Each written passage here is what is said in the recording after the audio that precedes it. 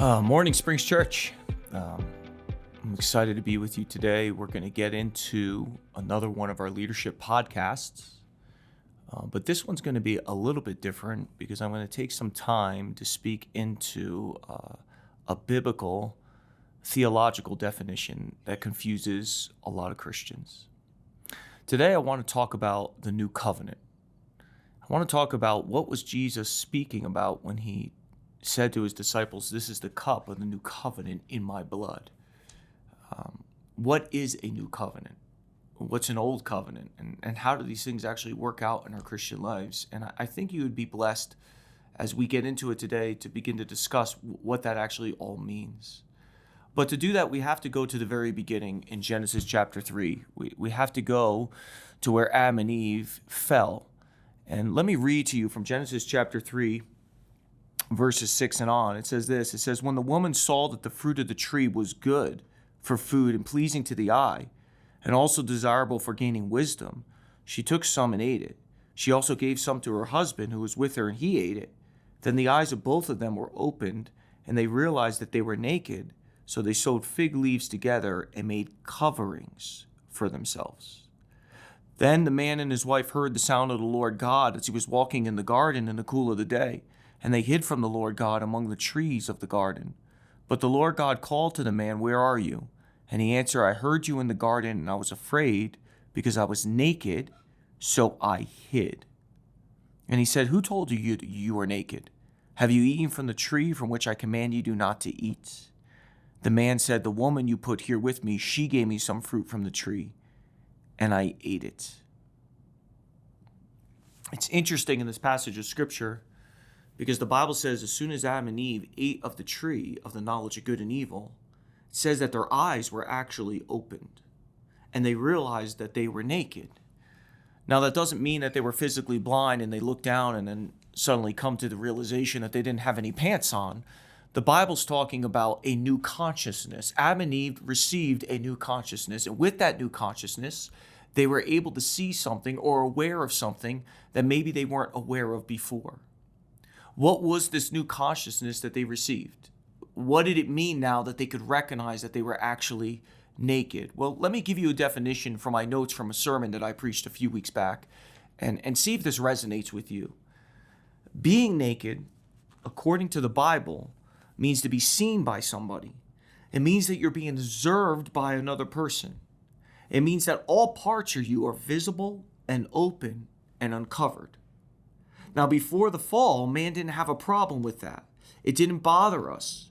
But ever since Adam and Eve ate from the tree, real nakedness and vulnerability has become an extremely traumatic experience for all human beings. The fall took something that was beautiful in our relationship with God and with each other and made it traumatic. Being observed by someone else, being watched, causes all types of traumas inside of us. It messes us up psychologically, it messes us up emotionally, and it messes us up mentally. And because we're always trying to get out of the trauma of being seen by other people, there's a compulsion that naturally rises up inside of all of us that needs to control all of the information about ourselves of what other people actually see. We're always trying to control information. We're always trying our best to make sure that we're putting our best foot forward. And we're afraid that people would actually see all of us. In fact, let me go on. I want to read something else in my notes from the sermon that I shared. I said, according to Genesis chapter 3, we were created, and this is important, to be known and loved. But because being known is so traumatic for us, the best we hope for in our relationships is just to be loved. We are convinced that we can only be loved if we are not known. Now, let me say that again. We're convinced that we can only be loved by others and by God if we're not known. Now, how in the world are we ever going to have any real intimacy with the Lord? The type of intimacy he speaks about all through the scriptures, the type of relationship that he is showing us through different types and shadows in the Bible. How in the world are we ever going to have that type of intimacy with God if we are too afraid of being known by him? if we feel like we can never be loved unless we are not known. We'll never be open in our relationship with God. We'll never be honest in our relationship with God. We can never bring to him our faults. We can never bring to him our sins. We're always trying to hide from him. We're always trying to hide from ourselves and project a truth about us that's not actually the complete truth.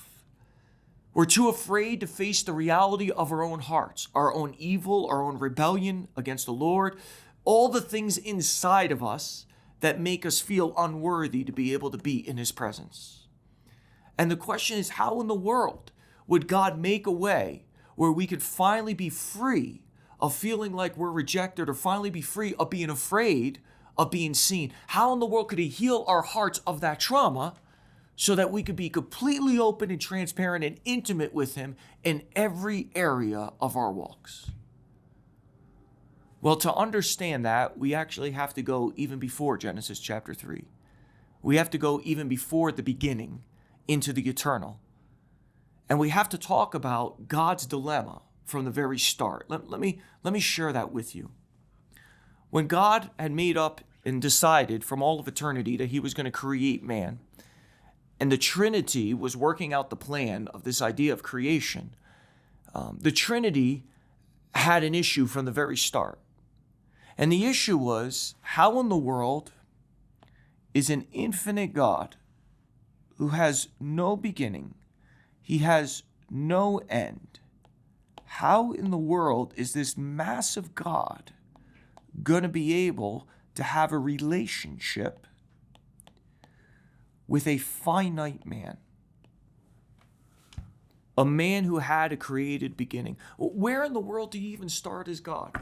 What do you even share with man? You're so vast, all-knowing, all-powerful, right? Omniscient, you're everywhere. How in the world do you begin this place of communication and relationship with someone who can't even understand the concept of no beginning and no end? What do you say? How do you start? And God had a dilemma. He wanted to have a relationship with a created being made in his own image, but he didn't know or have the way to be able to engage in that relationship because of the vastness of who he is. So God, through the Trinity, comes up with a plan. And the plan is that they would make a covenant with man. They would go into a legally binding agreement that would foster a place of communication and relationship with each other. They would make a legally binding covenant that would begin to give the terms and the conditions of how the relationship was going to work. How an infinite God was going to take care of a finite man, and how a finite man would engage in loving relationship with an infinite God.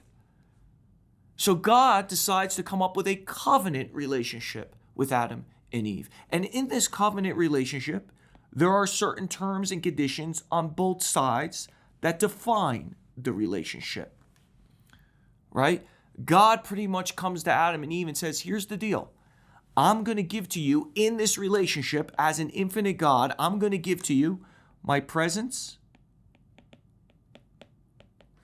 my power, my protection, and my provision. He says, I'm going to give you these 4 things. This is how I'm going to interact with you. And then what I want you to give to me in exchange for my presence, my power, my protection, my provision is perfect, personal, perpetual obedience. You give to me perfect, personal, perpetual obedience, and I'm going to give you my presence, power, protection, and provision. And this is how the relationship is going to transpire. And every day that you give to me perfect, personal, perpetual obedience, I will be bound in this covenant relationship, legally under the high courts of heaven, legally under the very character of who I am, to give you my presence, my power, my protection, and my provision. So every day you wake up, you know that all those things are going to be there for you. Every day that you give to me that obedience, and this relationship will engage on those terms and on those conditions. Now, some of you might be thinking, well, that sounds a little bit foreign to me, but it really doesn't. Because think about it for a second. We do the exact same thing when we enter into a marriage covenant with a spouse. What do we do when we get married? We make a covenantal relationship between two people. And what do? We take vows that begin to define the terms and the conditions of that covenant relationship with each other, right? So we say things when we get married like, for richer or for poorer, which means my wife, my spouse is telling me, no matter whether we are rich or we are poor, I have covenanted to always love you and to be your spouse, to be committed to this relationship with each other. So for me, if I lose my job, maybe on a Friday afternoon, my boss comes in and says, you're fired, and I didn't know it was coming. When I go home, I don't have to hide that from my wife. I don't have to be scared to tell her, because I know that there's a covenant between her and I, and there are terms and conditions of how that covenant relationship interacts.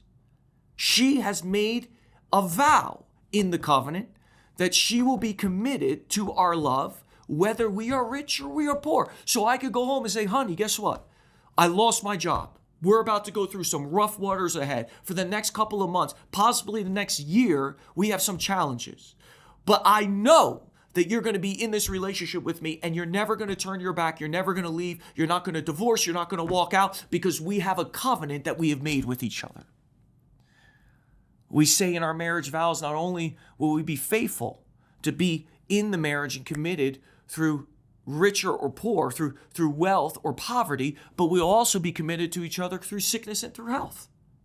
So when I leave my job, maybe on a Friday, or the church on a Thursday or whatever it is, and I get on a motorcycle, which is something that I like to do sometimes, and I drive out off of Voyager Parkway, which is right here on the side of the building, and I get hit at an intersection, and maybe the car hits me from the waist down, and I end up in the hospital, and they tell me that I'm going to be paralyzed for the rest of my life.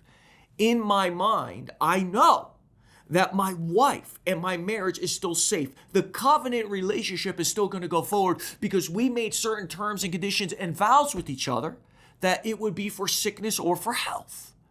So when I'm in that hospital bed, I am not afraid or fearful whether or not my wife will stay committed with me, because I'm in a covenant relationship. We have defined the terms and conditions through a binding agreement that we seal together before witnesses and through our vows to each other. That is exactly what God is doing with Adam. He is saying our relationship between each other right here is going to be fostered through an understanding that I'm going to legally be bound and committed to giving you my presence, my power, my protection, my provision every single day, as long as you give me perfect, personal, perpetual obedience. And the only thing that God had asked for Adam to give him the perfect, personal, perpetual obedience was this. He said, just in this garden, there is just one tree out of all the trees you are never to eat from, the tree of the knowledge of good and evil. And every day that Adam and Eve did not eat from that tree, they had God's presence, power, protection, and provision. God would come down in the cool of the day, and he'd walk with them in the garden, right?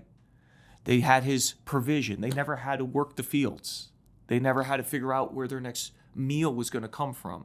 Literally, water would come up out of the ground and spray and water the earth, so that the fruits of the trees would be there, so that they would always be able to eat and be taken care of. They never had to worry about a wild animal coming in and attacking them, because God's protection was always there, right? They didn't have to worry about any of these things. Their heart in their relationship with God was completely at rest. And every day they woke up and they didn't eat of that tree, they had complete peace and joy in their lives. But then you know the story. One day they come, and God has this incredible covenant with them. His presence, power, protection, provision, their perfect personal perpetual obedience. But then one day they take of the tree of the knowledge of good and evil and they break the covenant. They default on their terms and their agreement to how the relationship with God would work. They broke it. And now God, under the covenant, is no longer legally bound to give them his presence, his power, his protection, or his provision. And what happened in Adam and Eve's heart? They were no longer at rest. For the first time, they were fearful and they were afraid. And they were naked. They understood that they were naked. In other words, they no longer had a covenant relationship with God that was their covering, that made them secure. All of that was broken and it was gone. And since Adam and Eve broke the covenant, they no longer had God's protection, provision, his presence, or his power. So what does God do? Well, he comes back to mankind. And he tries to make the same covenant over and over again between him and man. And that's really what the whole Old Testament is about. It's one covenant after another, where God is trying to enter into this intimate relationship with his own creation. And you have so many covenants in the Old Testament. You have Davidic covenants, Noahic covenants, covenants of salt, Levitical covenants, right? But then you get to the point where God makes the Mosaic covenant. And in the Mosaic covenant on Mount Sinai, what does God say? He says, just follow these 10 simple commandments, right? Just follow these 4 things Godward and these 6 things towards your relationship with other people. And he says, if you do that and you give to me perfect, personal, perpetual obedience, then what did God say?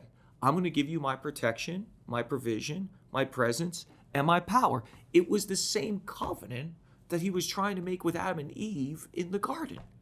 And now he's trying to do it with a whole group of people, a whole nation. And God said, just follow these 10 things. Give to me the perfect personal perpetual obedience. And what did Israel say? They told Moses, of course we'll do that. 10 simple commands? That's it? I just do these things and I get God's presence, his power, his protection, and provision in my life. He will be legally bound to give me all of these things. I'll wake up every single day, and no matter how I feel on my emotions, whether they're up and down, whether I feel depressed or I feel joyful, God is still legally bound to give me his presence, his power, his protection, and his provision. Are you kidding us? Of course we'll do these 10 simple things. And it didn't take just a few days, and what happened? They end up breaking the covenant. They end up breaking the 10 commandments, just like everyone else in the Old Testament. There's not one man that finally entered into a covenant relationship with God because man kept on breaking the covenants. And all through the Old Testament, you see it. Mankind is constantly in a place of fear, constantly in a place of worry of his relationship with God. You even see it in the life of David through the Psalms. He's trying to trust in God's mercy, but there's an uncertainty inside of him because of all of his failures and because the reality is that he's not giving to God perfect, personal, perpetual obedience. So there's this feeling like I can never be open in my relationship with the Lord. I can never show him everything that's going on inside of my heart. I can never enter into his arms unconditionally because I don't have a covenant relationship with him. He is not bound under the high courts of heaven to take care of me because I've defaulted on the covenant. And that's where mankind was left all the way through the Old Testament. But at the very beginning of eternity, God knew that this was going to happen. He knew Adam and Eve was going to sin. And he knew that he was going to go into different covenants with mankind and they would break it over and over and over again. So, right from the beginnings of eternity, God in the Trinity has a conversation with themselves. And God, the Father, says to the Son, It's our relationship, or it's our desire to have a relationship, a covenantal relationship with our own creation. But our creation cannot give to us perfect personal perpetual obedience. So we can't give to them legally under the covenantal terms our presence, our power, protection, and provision. And therefore, there'll never be the type of intimacy and security that we long for in this relationship. Our creation will not be able to do it. But God the Father turns to the Son and says, but you can go to the earth and you could be born and become a man. And then you and I can have the covenant relationship with our creation that we always desired to have. You become part of our creation and will enter into the covenant together. Where the Father says, I promise to give you my presence, my power, my protection, and my provision, and you give to me perfect, personal, perpetual obedience. In fact, look what he says in Isaiah chapter 42. This is so profound. Isaiah chapter 42, starting all the way at verse 5, it says this: this is what God, the Lord, says, the creator of heavens, who stretches them out, who spreads out the earth with all that springs from it, who gives breath to its people and life to those who walk on it. In verse 6, it says, I, the Lord, have called you in righteousness. I will take hold of your hand. I will keep you and make you to be a covenant for the people and a light for the Gentiles, to open the eyes that are blind, to free captives from prison, and to release from the dungeon those who sit in darkness. This is God the Father speaking to the Son. Isaiah is being translated in the Spirit into a conversation that was happening in the eternal realms between the Trinity. And in that conversation, God the Father looks at the Son and says, I'm going to send you. You're going to become part of the creation. And I'm going to hold your hand. And we're going to go into a covenant with each other. Think about that for a second. When Jesus came to the earth, think about his life story. Think about how many times they would try to kill him before his time. They would take him to a brow hill and they would try to throw him over. And Jesus would just walk through the crowds. Why? Because the Father was holding his hand. Because the Father was legally bound in this covenant relationship to give to his Son his presence, his power, his protection, and his provision. And every day that Jesus got up, what did he say? He says, I don't do a single thing unless I see my Father in heaven do it. In other words, every single day, I'm giving to my Father perfect, personal, perpetual obedience. There's not one thing that I'm doing independently in my will apart from him. I only do what he desires. And what did the Son say? He said that I am not afraid in life. He didn't live with any fear. He says, foxes have holes, birds have nests, but the Son of Man has nowhere to lay his head. But he was never worried where his next meal or where his shelter was going to come from. He didn't chase after these things or was concerned about these things like the rest of humanity. He was at peace because he knew he was in a covenant relationship with his Father, and every day they gave him perfect, personal, perpetual obedience. The Father was legally bound to give him his presence, his power, his protection, and his provision. Do you see it? Jesus woke up every day, and he had the presence of the Father with him. He can sense God's delight over him. He walked in that covenant, and people were astounded by it. He had an intimacy with God, with the Father, that no man on this earth had ever experienced. He walked that covenant out with his Father for 33 years, and he didn't fudge one command, not one thing that the Father asked. But before he came, the Father told the Son, before he would become part of the creation and they would enter in that covenant relationship together, the Father had said that there would be one term in that covenant that he was going to have to agree to, as well as all the other terms. And that one term was going to be that he would have to die. He would have to go to a cross, and he'd have to pay the debt for every sinner on earth that would put their faith in his name, so that God could make a way where humanity would not be lost for all of eternity.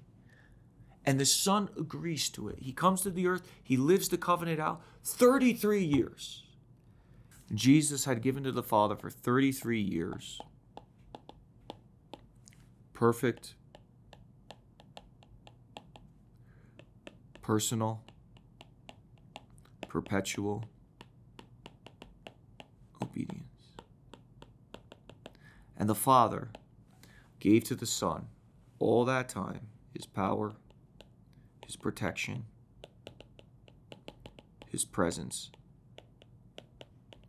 and his provision. But like we said, under this place of perfect personal perpetual obedience, there was one more term and condition that the Father had asked of the Son that the Son agreed to, and that was that he would die on a cross for all of humanity. It was the last term and condition of his perfect personal perpetual obedience. And the Son agreed to it. But in John chapter 17, it's so profound, because what does Jesus say in John chapter 17? He says, the Father, he says in verse 1 right here, the hour has come, glorify your Son, that your Son may glorify you. For you granted him authority over all people, that he might give eternal life to those you have given him. Now this is eternal life, that they may know you, the only true God, Jesus Christ, whom you sent. Now this is what he says. I brought you glory on earth, ready for this? By finishing the work that you gave me to do. Now what was the work that the Father gave Jesus to do? It was the covenant. Perfect, personal, perpetual. Jesus, you know what Jesus is saying here? He's saying everything you asked, everything that you desired. When you told me to go feed 5,000 people, I did it. When you told me to go to a village and preach, I left and I did it. When you told me to go sleep out in the field so that I would continue on my ministry all the way to Samaria, I went and I did it. When you told me to heal the leopard, I did it. When I saw you up in heaven telling me that I was supposed to take of these 12 disciples and bring them with me for 3 years and pour into them, I did everything that you wanted for perfect personal perpetual obedience. You asked me to submit to my parents. I did it when I was a child, right? I obeyed them and I did everything that they had asked. Everything of being a man when I came down here that would give to you perfect personal obedience, all the work. He's saying I finished every single thing. He says, I didn't fudge one thing that you asked of me. I fulfilled all righteousness. And now, he says, Father, glorify me in your presence with the glory that I had with you before the world began. Jesus saying, I did everything you asked. And if you go on through the rest of John chapter 17, he actually comes back and he says, the last act that you've asked of me of obedience, to go to a cross and die, I'm going to do that too. I'm not going to fudge. I'm going to keep my face going forward all the way to the cross. I'm going to endure hell. I'm going to experience all of the pain and all of the wrath that you are going to pour out on every single sinner for all of their sins. I'm going to take all of that at the cross. I'm going to do everything you ask. But then he comes back in John chapter 17 and he prays in verse 20. He says this, he says, my prayer is not for them alone. He says, I pray also for those who will believe in me through their message. He's talking about all believers, that all of them may be one, Father, just as you are in me and I am in you. May they also be in us, so that the world may believe that you have sent me. Now I've given them the glory that you have given me, that they may be one as we are one. I in them and you in me, so that they may be brought to complete unity. Then the world will know that you sent me and have loved them even as you have loved me. Now verse 24. Father, now watch his prayer. I want. Jesus says, I want. Some translations say, I desire. Now this is important, because that word want in the original Greek is actually covenantal language.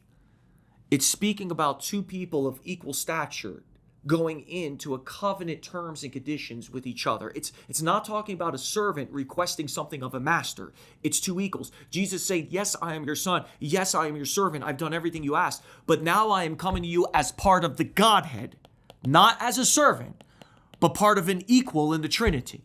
And he's saying there's one more thing that you, Father, have to agree on, that you have to put in your side of the covenant of all the terms and conditions that we have agreed to, that has to be sealed if I'm going to go and finish this last term and condition of going to a cross and dying. One more thing on your side that you have to say yes to before I do this last transaction, this last act of obedience, and finish all of my work on this earth. Well, what is it? Well, Jesus says it. He says, I want, or I desire, where, Father, you have to agree to legally under the high courts of heaven that those you have given to me, those that you've given that believe in my name, to be with me where I am and to see my glory, the glory you've given me before you loved me, before the creation of the world. He says they have to be with me where I am. Now, where was Jesus? Are you ready? This is important. He was in a covenant relationship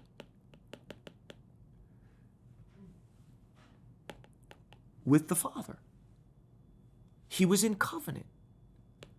He was in a binding agreement that described the terms and conditions of how his relationship with God would work.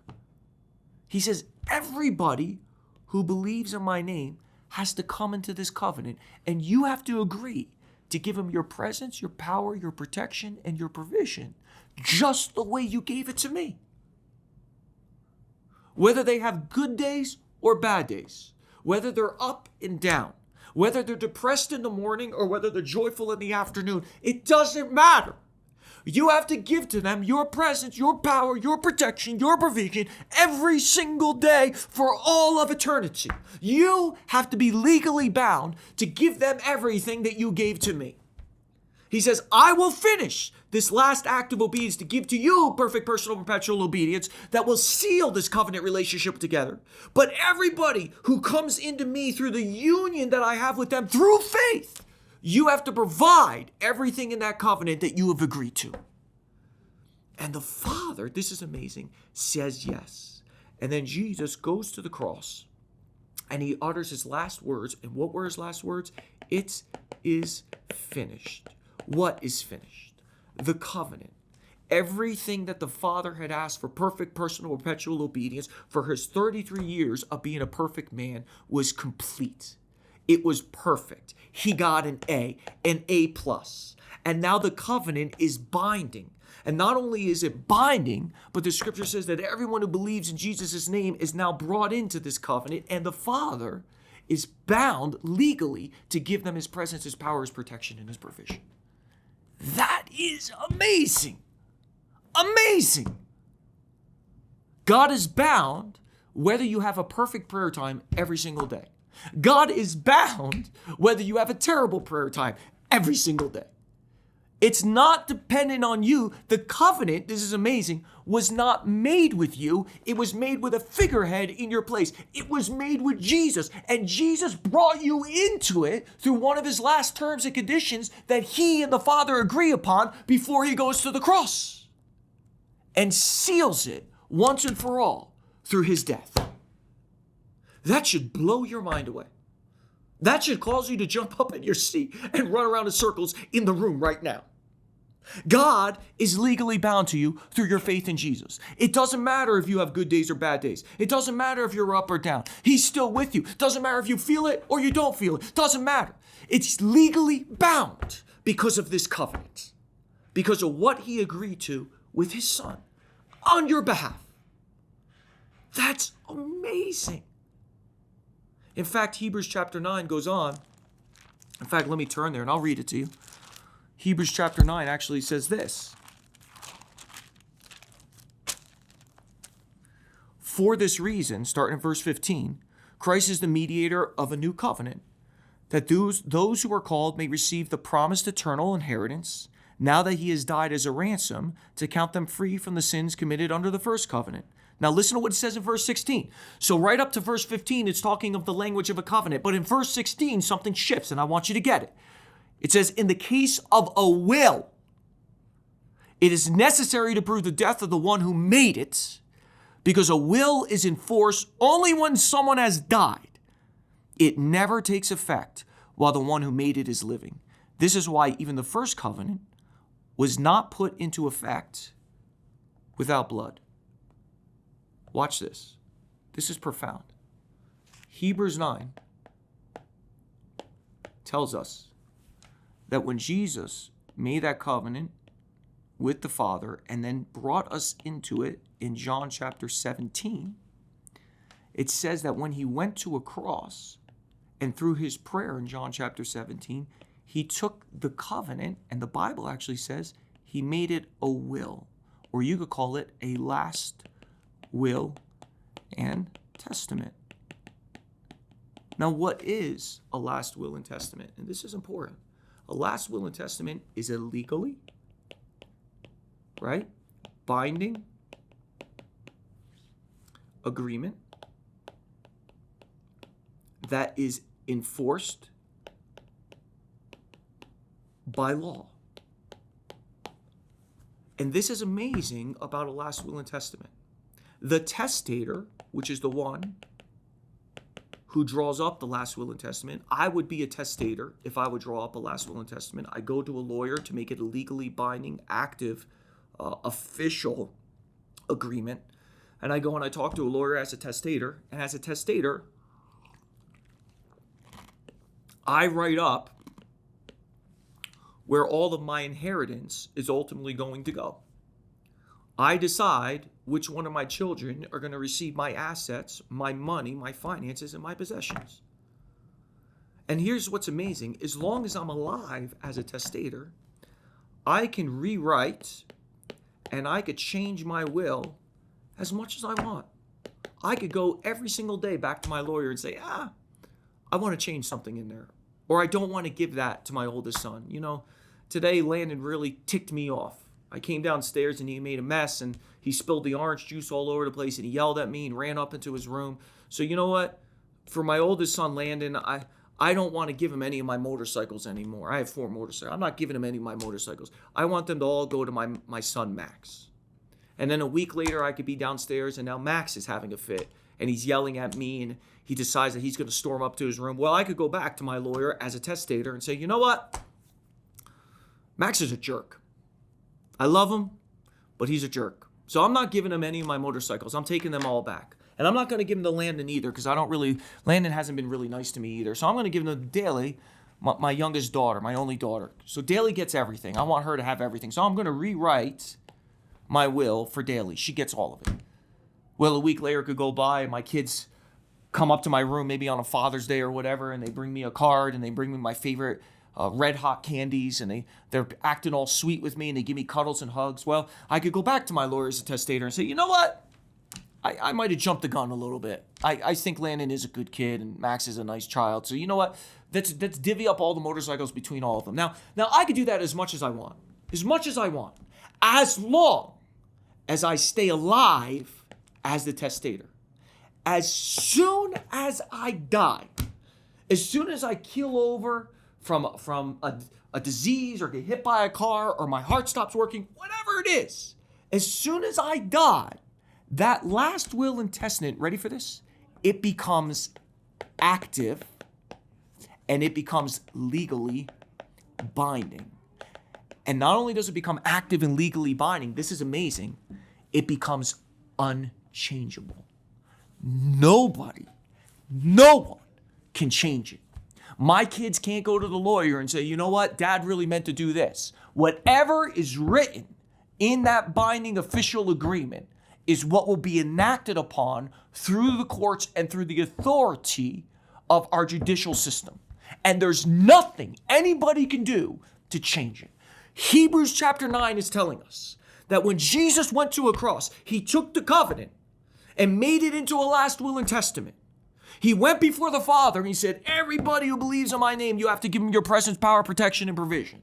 And when he did that, he was writing out a last will and testament as a testator before the Father, before the high courts of heaven.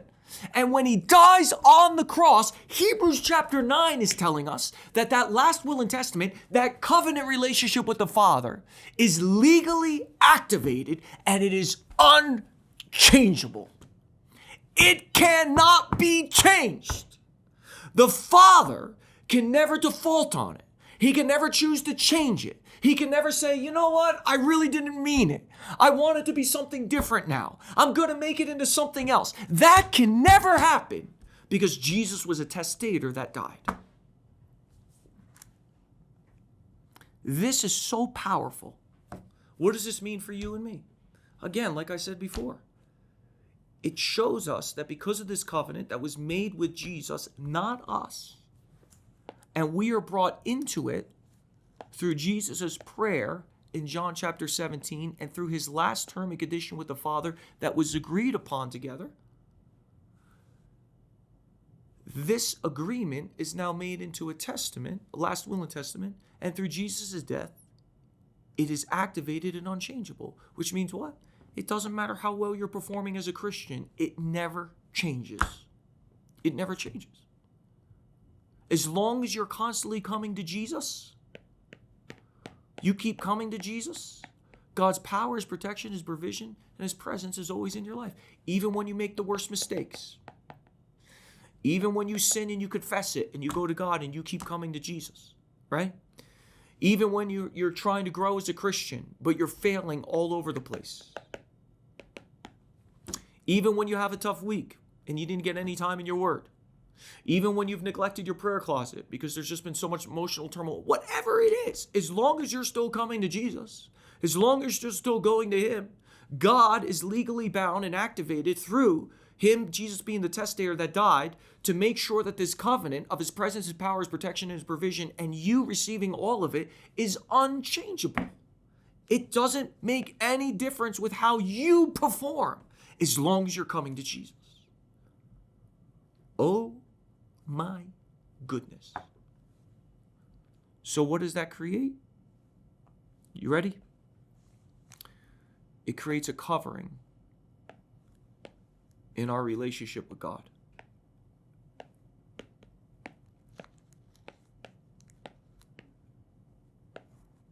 Which allows us to have real intimacy. I can now go to God and be honest with my struggles, my failures, with my sin, with my rebellion. Nothing breaks the covenant. Nothing. As long as I'm constantly coming back to Jesus. Nothing could break it. Because this is what's amazing. The covenant was not made with me. It was made with Christ. And the perfect personal perpetual obedience was completed through 33 years of His life. And the Father who agreed to give presence, power, protection, and provision under His last term and condition to anyone who would believe in His name. This agreement, which has been completely fulfilled when Jesus died, again, has become activated and is unchangeable. That's how secure you are in your relationship with God. You never have to fear about your future because God says, I'll protect you and provide for you. You never have to be afraid when you face the worst trials or you get a call from a doctor and he says it's cancer because God says, I'll never take my presence from you. You'll always have my peace. You'll always have my grace. My goodness. You want to talk about living triumphantly. It is unbelievable. It's amazing. In fact, it reminds me of a testimony from my own life. And with this, we'll close for this first segment of talking about the new covenant. And I'll share a little bit more in the upcoming week ahead. When God called me to Bible school, it was not an easy transition for me. Number one, I didn't see any type of gifting in my life that was showing me that I would ultimately end up in full-time ministry or be used by God as a pastor or anything like that. I didn't have speaking abilities. When I got saved, I was a very insecure young man and I was afraid of my own shadow. I couldn't even ask for change back if somebody gave me the wrong change. I was just so afraid of men. So this idea of Bible school and being raised up and learning the Bible and all these things, it didn't make any sense to me. And I worked really hard to become a photographer in New York City. And I went to a very prestigious school, the School of Visual Arts. And I started working as a photographer actually after I graduated. And I was doing okay. I was getting my feet underneath me. I was getting jobs. I was getting publications and small well stories and magazines. It looked like I had a good career path forward. And suddenly God shows up in my life and He calls me to go to Bible school. And I had to lay everything down. I had to lay down my New York apartment on Park Avenue on 23rd Street. I had to lay down all the contacts that I made through spending so much money at school. I had to lay down all the up-and-coming gallery shows that were coming up that I had on my plate. I had to put it all away. And I had to go for 3 years to go and study the Word of God and to learn what the Bible really had to say and to learn the voice of God. And when I made that transition and I ended up in Bible school, my Bible school was formatted a little bit differently than most Bible schools. It was kind of like a 3-year fast. And you went to this Bible school, it was called Mount Zion. And you went to this Bible school, and for 3 years, you didn't have any technology. There was no phone. You couldn't watch anything. You had no computer. There was no such thing on computer on the campus. You couldn't date. You actually couldn't leave the campus. You couldn't go away. You didn't have a car. There's nothing you could do. You lived on this 90 acres, and you just spent time either in the Word or classes or in chapels or in prayer. And it was 3 years to get to know the voice of God, to learn who God was without any distractions. So when I ended up in Bible school, and I couldn't keep in contact with any of the art directors that I had gotten to know or any of my friends in the photography world, the realization that this life that I'd worked so hard to create was gone really began to set in. And I was sitting in a Bible school, not knowing why I was there, not seeing any future or any path forward for my life, and just utterly confused. And I went into a very deep depression my first couple weeks at the school. And I remember I couldn't even pray. I couldn't even talk to God because I was just so frustrated, and I was so angry, and I was so hurt, and I was so confused and so overwhelmed. But there was one day I went out into the field to try to go and pray. And when I went out into this field and I began to call on the Lord, out of my heart, it just began to flow, this bitterness towards God. And I remember I started saying to him, I want nothing to do with you. I want nothing. If this is what you do to people, I don't even want to know you. In fact, I even said to him, it came out of my mouth. I wasn't even thinking about the words. It just flowed right out of me. I said, I don't even want to go to heaven. I'd rather you send me to hell because I never want to see you face to face. You're that horrific to me. And when I said those words, as soon as they came out of my mouth, this fear came over me. Listen to me, like I overstepped something, like I did something that was almost unforgivable. And this fear came over me that God would never receive me after letting those types of things come out of my mouth. And as I was sitting in that field and I was just trembling and I was just crying because I lost everything now. Now I lost the photography career. Now I lost my path in New York. And now I've lost God. I lost everything. And I was just weeping. The Holy Spirit put an impression on my heart, and I knew it was from the Lord. And the impression was this. This is what the thought was in my heart. I felt it was from God. God said, Michael, that anger, that mistrust, that doubt in your heart that I'm good and that I'm loving, that accusation that you think that I'm here to harm you or hurt you, that place that just came out of you, that was always inside of you. That was always in there. But you never had the ability to be able to face it because you were so scared that if you did or if you spoke it out, that I would utterly reject you. And even though it's come out and I've known it's been in you all along, I am still in a legally binding covenant relationship to give you my presence, my power, my protection, and my provision. I still love you. You will never be able to break this covenant, ever. And when I understood that for the first time, I felt completely secure in my relationship with the Lord. I felt like he saw the depths of who I was. I saw the depths of who I was. And as terrible as it all was, he was still legally bound. And it set me free. I began to pray over my mistrust. I began to bring it to him and get honest about it. I began to get honest about this accusation in my heart.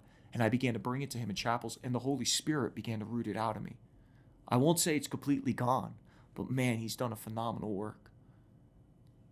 You can never have that type of intimacy with God, that type of security, if you don't understand the new covenant, if you don't grasp how secure you are in your relationship with the Lord, if you don't understand the covenant that he made with Jesus on our behalf, and the fact that we come into it through Jesus' own terms and conditions, not because of anything that we have done.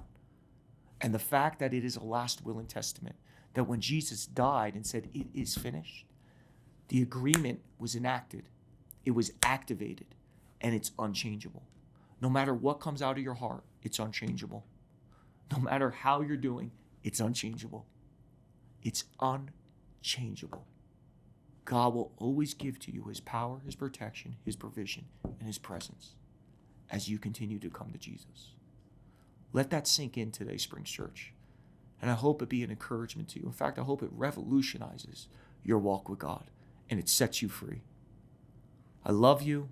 I pray blessings for you, and I look forward to getting back and talking a little bit further in our next episode of our leadership podcast. What exactly does God mean when he says he gives us his presence, his power, his protection, and provision? And we'll get into that together and begin defining those things so you understand what your true inheritance in Christ actually is. Be blessed, Springs Church. Until next time, I'll see you soon.